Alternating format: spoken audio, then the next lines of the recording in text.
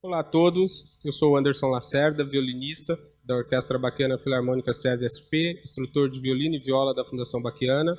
Estou aqui na casa do maestro João Carlos Martins, vou bater um papo com um amigo meu para falar do trabalho que a Fundação Baquiana desenvolve nos seus núcleos, com jovens, com crianças, e esse bate-papo está sendo realizado graças à Lei de Incentivo à Cultura.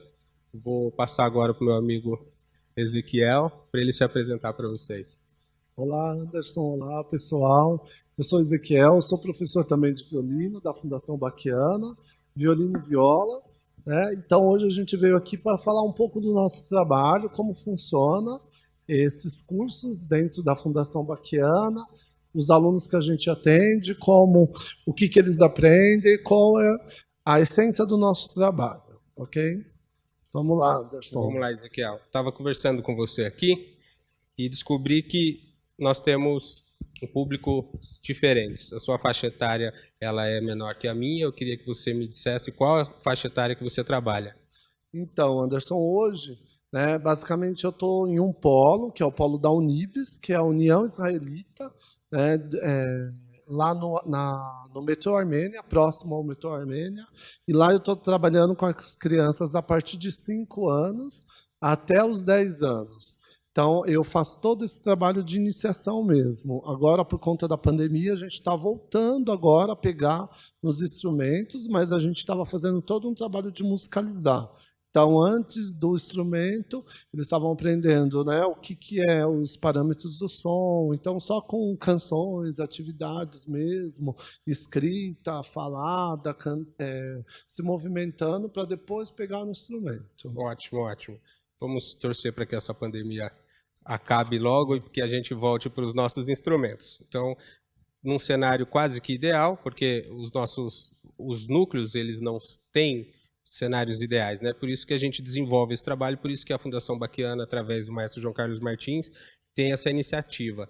Eu gostaria que a gente dissesse como que é realizado os primeiros movimentos, o contato do aluno com o instrumento. Quais são os exercícios que a gente passa e por que nós passamos esses exercícios. Vamos lá? Vamos lá, vamos sim.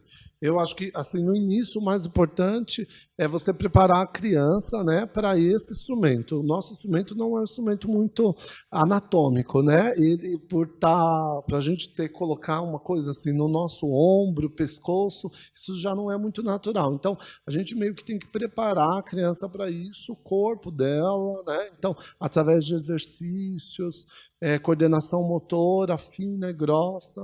Você quer mostrar? Sim, aí eu vou fazendo aqui com o corpo, eu vou traduzindo o que você vai dizendo para que eles tenham noção de como é desenvolvido esse trabalho e qual a importância de trabalhar isso na criança, né?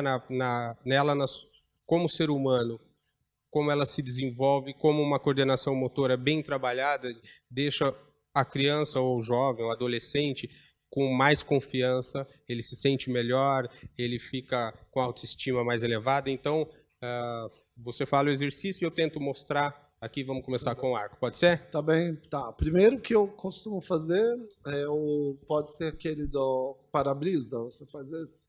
Esse, geralmente, a gente trabalha essa coisa da rotação, né? A criança tem que entender a movimentação do antebraço, né? O movimento, claro, sai desde cima do ombro, mas a gente trabalha muito esse movimento do antebraço aqui, essa consciência. Isso que é importante frisar, que aparenta ser muito simples fazer isso daqui, mas quando o ser humano, a criança, vamos dizer, né, a criança, quando ela não tem contato e ela não tem uma percepção dela como ser humano, do corpo, isso daqui, para você conseguir que o aluno faça isso sem tensionar a mão, porque tem que estar relaxado, ele tem que estar se sentindo bem, uma pessoa se sentindo bem, ela está livre de tensão, para ele conseguir, né, fazer esse movimento, leva meses, até que ele entenda, porque ele começa, através desse exercício, que é super simples, ele começa a se perceber como ser humano.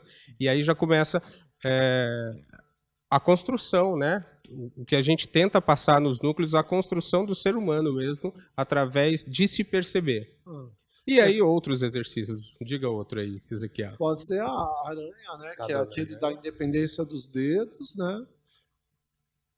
A criança tem que perceber, sentir cada dedo, movimentar cada dedo no arco, né? Então, para descer é mais fácil, porque temos a gravidade, né, que vai puxar o arco para o chão. E agora, nesse processo de voltar, eles reclamam muito porque o talão, que é essa parte de baixo, é mais pesada, né? Então, aqui, nesse momento, é onde eles têm que sentir, né, o dedo trabalhando, né? Essa busca por cada espaçozinho do arco. E aí a gente já coloca um pouco de folclore, né? Porque eu passo esse exercício junto com a música Dona Aranha. Então a Dona Aranha subiu pela parede.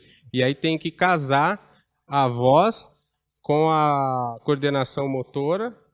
E aí a gente começa a trabalhar a métrica também. Enfim, esse é um dos milhares de exercícios de arco. Vamos falar um pouco do violino? Bora lá. Que pode ser viola também. Aqui eu estou com o meu. Cada criança ganha um violino, leva para casa, estuda, tem que fazer um diário. E aí a gente chega num ponto legal, porque desde cedo, os seus lá com 6, 7, 8 anos, eles já precisam criar um senso de responsabilidade através do instrumento. Sim, Né? Isso cuidar, transforma o né? adulto, né?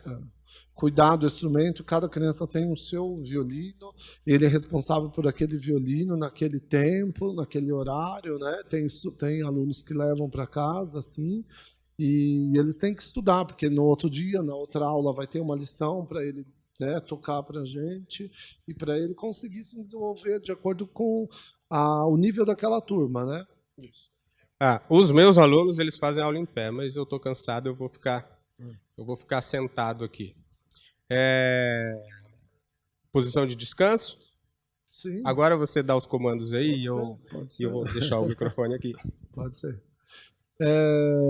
A gente trabalha essas questões para preparar o corpo da criança, como eu já falei. Então, começa assim, com a posição de descanso. Depois, a criança vai pegar o violino com a mão esquerda, desculpa. Pega com a mão esquerda, isso. Põe para frente, vira. Aí eu geralmente peço para elas contarem 10 vezes. Por que esse movimento? Só para ela ter... trabalhar fortalecimento, né, do braço aqui, depois coloca em cima do ombro, colocou em cima do ombro, está pronto para tocar. Geralmente a gente começa com pizzicato, que é tocar com o dedo. O que é isso? É puxar a corda, beliscar a corda, né? Nós temos 4 cordas, então a gente ensina esse nome dessas cordas. Mi, Lá, Ré, Sol. Mi é a mais aguda, que ele começou, né? Eu ainda faço uma variante, que eu coloco na posição de descanso, faço pisca-pisca, para trabalhar o nosso polegar que funciona, e boca de jacaré, água ganha boca, mão e tudo isso. Enfim, esse tipo de abordagem, ele primeiro que ele desconstrói, né, a criança ela chega com uma expectativa de eu quero tocar, eu vou sair tocando, eu quero tocar um concerto. Eu já tive alunos que na segunda aula falaram, professor, eu quero ser um solista. Eu falei, uau, você pode, mas vai ter um caminho longo até aí, e o ser solista vai ser uma consequência das suas ações diárias. E aí, a gente começa através desses exercícios que, independente se o aluno está 1 mês, 1 ano, 2 anos, ele sempre vai fazer essa volta, né? Ele vai sempre revisitar esses exercícios para ter uma coordenação e uma condição motora ali aguçada, apurada. Uma vez que ele aprendeu os movimentos, ele tem que estar sempre praticando isso, porque a nossa memória muscular ela se perde muito rápido, né? E agora vamos falar dos porquê a gente trabalha com o repertório clássico, né? Então a gente trabalha os métodos de base bem parecidos, eu e você. Então, por que a gente trabalha, por exemplo, Mozart, Beethoven, Bach? Eu penso que esses, né, os grandes compositores, né, têm que fazer parte da vida de qualquer pessoa, não, independente de você estudar violino ou não. Eu acho que qualquer pessoa ela precisa, né, o nosso papel como educador tem que ser esse, né, dar acesso todas as pessoas precisam conhecer, né? Se não puder tocar, mas pelo menos conhecer quem foi Beethoven, né? Quem foi Bach, quem foi o Mozart, né? Esses foram os grandes compositores, né? Considerados gênios, né? Da música clássica. O Bach foi considerado o pai da música, né? Por que isso? Só porque foi um dos primeiros? Não, não é só por conta disso, né? Por aquilo que ele desenvolveu, né? Então, a música erudita, a música clássica, é considerada, tem esse nome, por quê? Porque ela foi, né, passando de ano em ano e as coisas continuaram aí. Então, é muito importante que a gente conheça esse nosso passado, né? Porque não que as nossas músicas hoje em dia não sejam importantes, não, são muito importantes, né? O funk está aí, o nosso samba, né? Todas essas músicas, né, da nossa cultura, a gente valoriza muito, mas a gente tem muito mais acesso a elas, porque elas estão, né, todo dia na televisão, no rádio. Agora, nem sempre a música clássica a gente tem acesso, não tá todo dia ali, não é toda hora que a gente vê um concerto. Então, o nosso papel é tentar aproximar, né, a música clássica das crianças para que todos vejam isso como uma coisa normal, não é uma coisa só para gente rica ou, né, uma coisa que está distante da nossa vida, né? Tocar violino é uma coisa que pode ser simples, como qualquer outro instrumento. Sim, sim. Né? E a evolução é a depuração do gosto. Então, você começar... Por que começar com Bach? Você citou Bach. Porque imagina que você está construindo um prédio, você precisa de primeiro ter o fundamento. Então você precisa de ter base para você, no futuro, né, trabalhando com os jovens, 5, 10 anos, um mês, não importa, ele tem contato com a base e depois no futuro ele vai decidir se ele gosta de funk ou se ele gosta de samba. O que eu percebo muito hoje é que os adultos, né, da minha geração, eles não tiveram essa oportunidade. Então, eu gosto de pagode. Tá, ótimo, eu também gosto. Eu gosto de sertanejo, eu adoro sertanejo raiz. Mas por quê? E aí, quando você questiona o adulto por quê, ele fica perdido. Não, porque gosto. Não, não é assim. Você precisa de ter a base. E aí, a base são os compositores, porque tudo deriva disso daí. Né? Então, você começa a trabalhar com Bach, música tonal, você vai para Mozart, e aí você contextualiza da melhor maneira possível isso historicamente. Então, qual que era o período, quais foram as revoluções, o que um iluminismo, né, Mozart, Beethoven, o que isso teve de transformador na sociedade. A partir do momento que você tem essas informações, você tem ferramentas para dizer, eu gosto disso, eu gosto daquilo, mas não simplesmente porque eu gosto. Não, você vai avaliar, né? Você vai ter ferramentas mesmo para trabalhar isso daí. Então, sem contar que já tem todo um material preparado e a gente trabalha inicialmente, né? Aquela ideia do Mendelssohn, a gente trabalha com grupos de cordas, né? Coletivo, e aí o aluno ele chega, né? A criança, adolescente, ele chega, não conhece o colega ao lado, pega um instrumento, ele tem uma história, cada ser humano tem um passado, e ele tem que conviver, né, com as diferenças. Isso daí você encontra na música tonal. Então, tem milhares de regrinhas, como a gente demonstrou. Posição de descanso, você precisa tocar afinado. Quem está afinado? Eu estou afinado, você está afinado? Não, a gente precisa construir. Isso é uma construção que não só, mas fica mais fácil quando você pega compositores já consagrados como Mozart, Beethoven, Bach e tantos outros, que já criaram uma estrutura e eles têm uma música tonal que faz bem, sim, para o ser humano. Então, ponto para a gente. Tem que ser assim, porque a gente já tem bastante... O caos, ele não precisa de... Para o caos acontecer, você não precisa de orientação, ele já se faz. E a música clássica ajuda nessa condensação, então, diríamos aqui. Com certeza, né? E o viver em sociedade nada mais é do que você tocar uma sinfonia, por exemplo. Você pega uma sinfonia de, vamos colocar Beethoven, né? Você não pode entrar antes. você está tocando violino, você não pode entrar antes, você toca violoncelo, você vai ter não sei quantos compassos de pausa, você toca fagote, não importa. E aí, com essa construção, né, você passa para o aluno o que são esses valores. Diego, eu preciso te respeitar. Você não necessariamente precisa falar ao mesmo tempo que eu. Você pode esperar e você não vai ser maior ou nem menor. Somos iguais. E vai ter momentos que você também fala junto, mas é tudo ordenado, né? E aí todo mundo sai feliz. A música clássica trabalha muito isso. Isso é muito bonito, né? É bacana. Quando a gente trabalha isso com criança, a gente percebe, né? Eles chegam assim, né? Nesse meio caótico, e como a gente vai conseguindo aos poucos ordenar isso, né? E eu acho que, como você bem disse, né?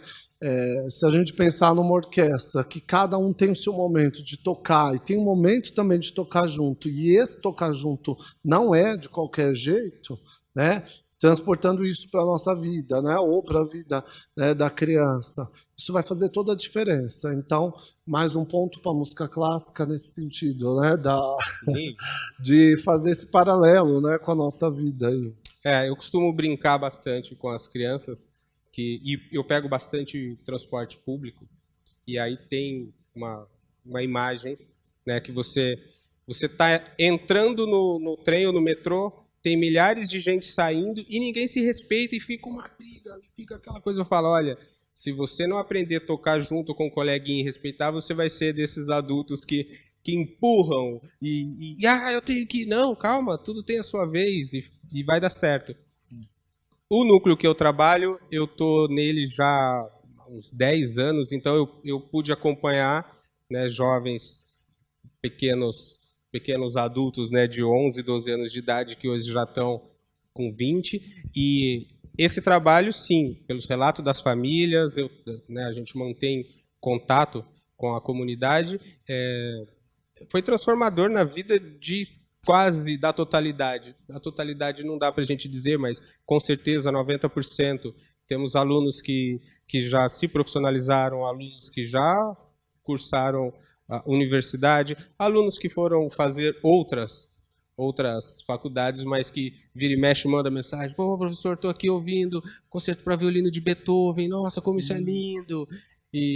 Então, é uma formação de plateia, é um ser humano que foi tocado e ele consegue, no churrasco dele, ele escuta o que ele quer escutar, não importa, mas quando ele quer uma coisa mais introspectiva, quando ele quer se encontrar, se reencontrar, ele põe uma música clássica, ele se emociona com uma sinfonia, com um balé, e dá essa oportunidade, né? Através do trabalho que a Fundação, o maestro João Carlos Martins, o visionário, né, que acredita que a arte transforma, nós somos muito privilegiados nesse sentido de conseguir trabalhar e mostrar, né, para uma comunidade que não tem acesso a esse tipo de informação, como você pontuou no começo, que é possível. E aí, quase 100% são tocados. Então, o que falta é todos terem essa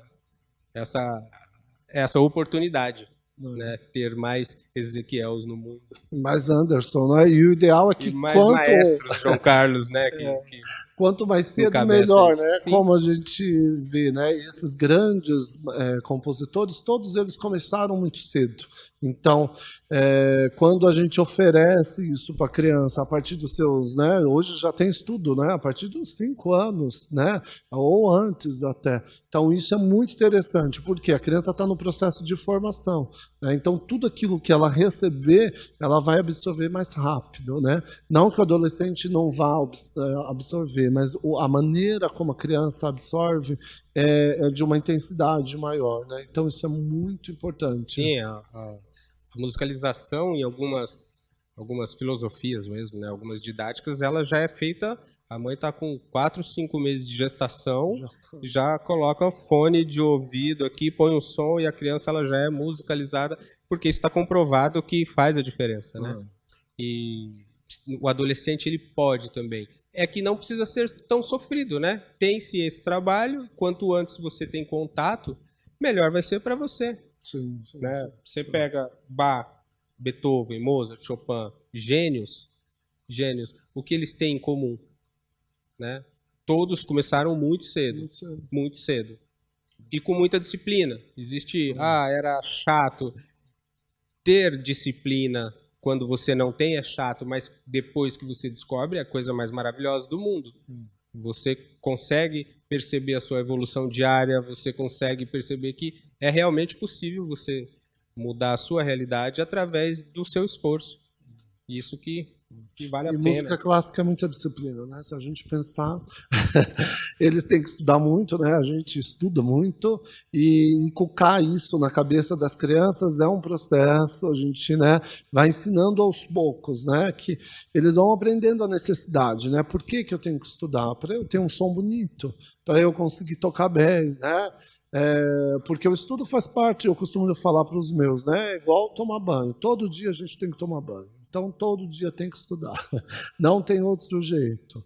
Né? Porque se você não estuda, o seu som vai ficar diferente. Então, essa disciplina é uma constante. Toda semana a gente tem que ficar lá, né, insistindo para que o aluno entenda isso. Com o passar do tempo, vai se tornar uma rotina, né? Vai ganhando naturalidade. Né? Isso. São diamantes, né? São joias brutas que precisam ser lapidadas. Não adianta você pegar um diamante e olha, tá aqui, ele bruto, ele não é bonito. Então, você precisa lapidar, e essa lapidação, às vezes, ela não é prazerosa. Né? O processo em si, mas o resultado, ele sempre vale a pena. E o que isso representa para a nossa sociedade? Como que você encara esse trabalho que você desenvolve na Fundação Baquiana? Tem que ter muita vocação, né? Eu acho que a palavra, né, é essa vocação, a gente, como se fosse um chamado mesmo, ser professor, tem dia que não é muito fácil, né, porque as crianças são crianças, né? Então é isso, elas dão trabalho, então a gente tem que ter muita força de vontade e acreditar nesse ideal, né, que a gente não está ali por mas por um bem maior, né? Só por aquele momento, ou só pelo ensino em si.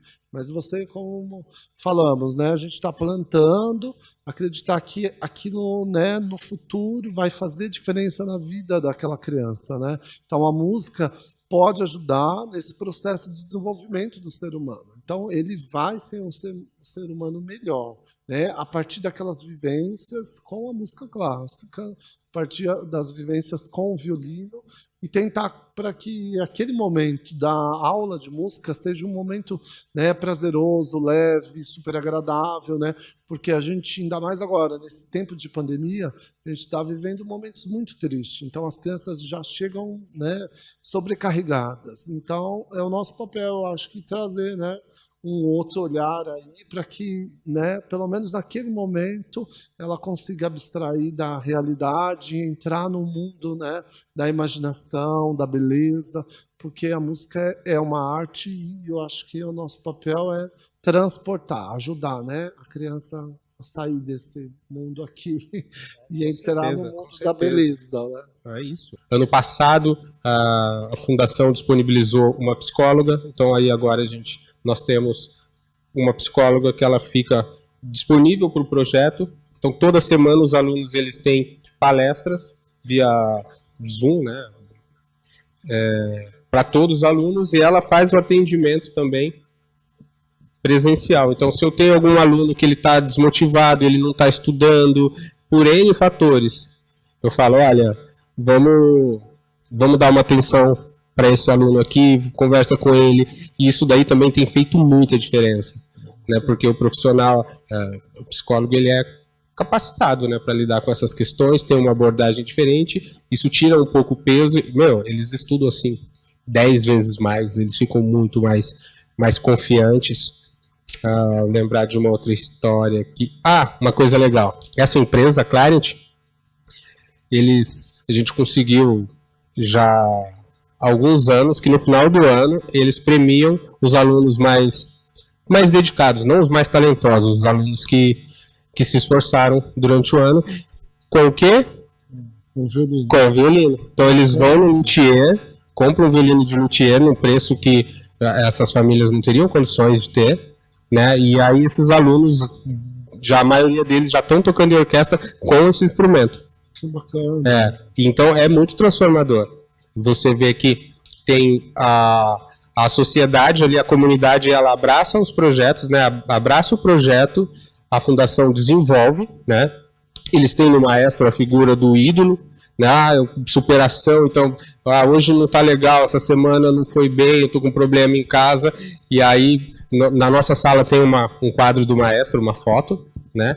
E aí eu sempre aponto, falo, olha aí, o que você vai querer da sua vida? A gente não pode chorar.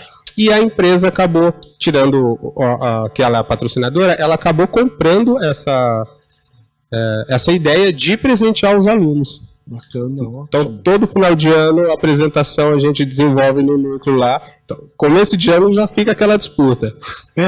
Esse ano eu preciso me dedicar mais. Esse ano... E é violino, violoncelo, viola.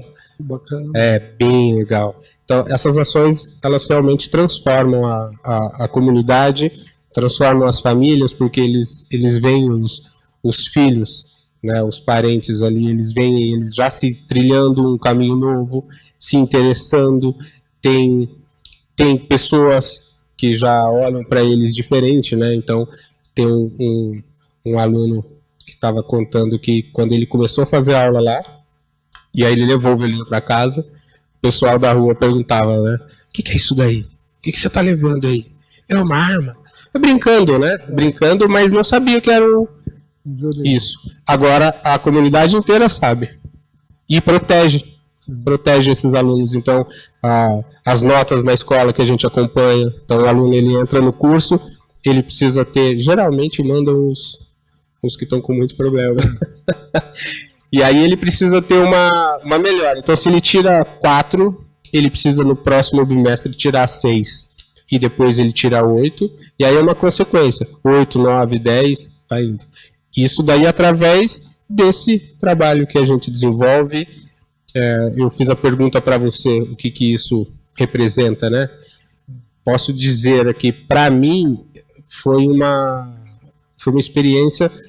Eu comecei a dar aula muito cedo e eu não tinha realmente noção de que isso aconteceria, que eu ficaria tantos anos e que eu me apaixonaria por essa profissão.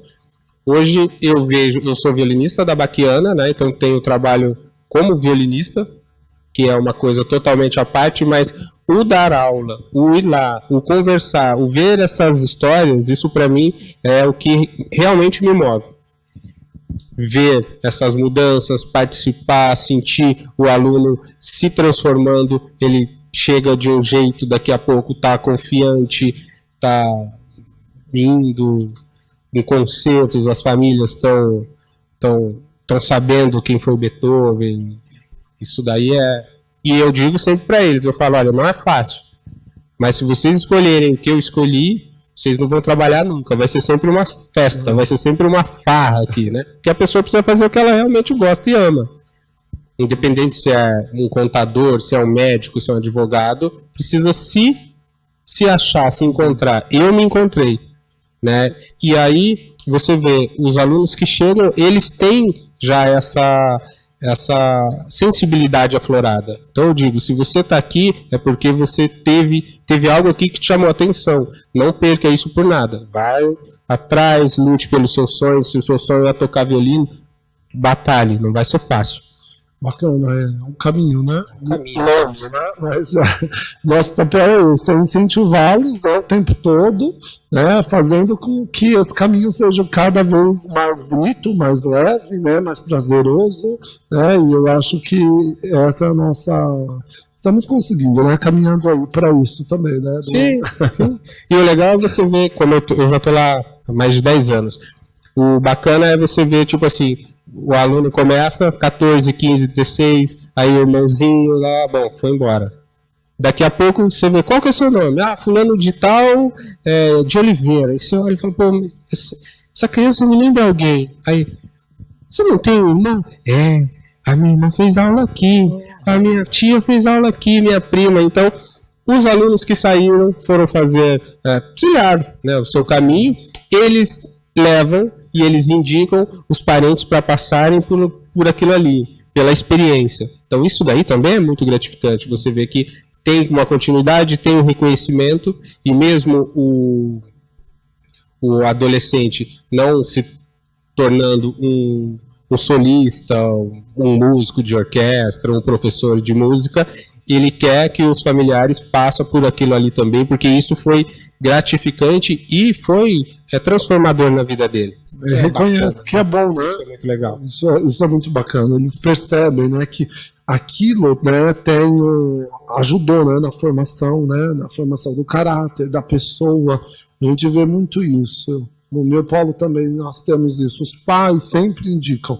Lá a gente tem um problema que tem poucas vagas, né? Então, lá tem muita criança. Então, todo início do ano a gente tem que fazer uma seleçãozinha e aí fica a criança de fora querendo entrar, mas aí a gente tenta no outro semestre, é assim, né? Vai levando, né? A gente fez uma apresentação, todo ano a gente faz uma apresentação junto com o maestro João Carlos Martins.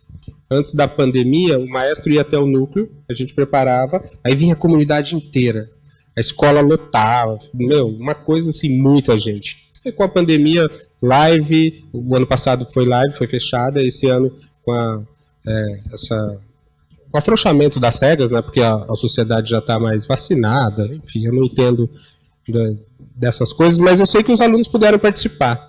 Então, mês passado, a gente veio para o Teatro Gazeta e os alunos tocaram um tango do Piazzolla, tocaram Divertimento de Mozart, em ré. Você vê a galera assim, e para eles é um acontecimento. Sim. Eu fui e voltei com eles de ônibus, na volta eles não paravam de falar. Nossa, que legal! E as mães acompanharam, né? Você vê elas olhando, assim, o olhinho brilhando, depois vem te agradecer. Eu falo, agradeço os filhos de vocês, porque é árduo, né? Um trabalho árduo, tem que ter essa disciplina que a gente falou no começo, mas é muito gratificante. É muito gratificante você ver que as famílias já encorajam, já estão apoiando, né? Guarda dinheiro para comprar um breu, tem gente que junta dinheiro para comprar um estojo melhor, né? Enquanto a galera, nada contra, mas enquanto o pessoal está pensando em videogame, está pensando em outras coisas, você vê os adolescentes ali, os jovens, não, eu preciso de um breu. Aí vem, professor, que breu que é esse? Esse breu é bom? Aí você fala, meu Deus, que bom, né? Que bom, olha, já está falando desse tipo, deve ser muito específico isso daí, né? Isso é bacana, é legal sentir toda essa transformação que esse trabalho que a Fundação Baquiana desenvolve permite, né? Permite que aconteça nessas comunidades. Então é isso, Ezequiel. Espero que esse nosso bate-papo aqui, informal, muito prazeroso, que nós tenhamos conseguido passar para vocês a importância de aprender música clássica, um instrumento, que esse nosso papo desperte, né, que você procure, que você tenha essa vontade de ter esse contato, porque com certeza isso será prazeroso, gratificante. Procure perto da sua casa um professor de instrumento, procure um projeto, não importa onde você mora, sempre tem alguma ação acontecendo, e acredite nos seus sonhos, como a gente acredita aqui nos nossos, e quando você faz isso daí, a vida vale a pena, e tudo fica melhor, não importa do que você está passando ou o que você vai passar, sempre você vai ter um porto seguro. Eu tenho meu porto seguro aqui no meu violininho, Ezequiel tem o dele também, porque a arte, ela é capaz de fazer isso, de te transformar e transformar os que estão à sua volta. É isso, Ezequiel. Muito obrigado. Muito legal esse bate-papo aí. Foi muito show, cara.